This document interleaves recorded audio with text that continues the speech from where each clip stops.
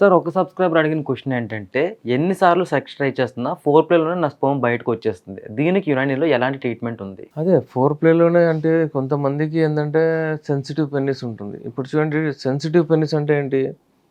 అతను సెక్స్‌లో కలవాలి అనుకునే అవసరం లేదు దాంట్లో.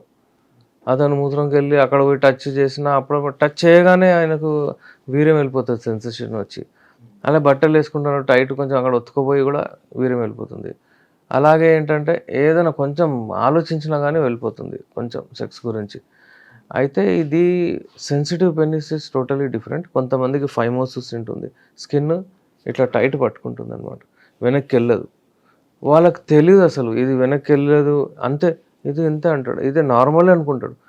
వాళ్ళు అంత అమాయకులుంటారంటే వాళ్ళకి తెలీదు. ఎవరికి చూడరు. ఇట్లనే ఉంటది కావచ్చు అంటాడు. ఇప్పుడు నేను చాలా మందికి ఎగ్జామిన్ చేస్తాను, చూస్తాను.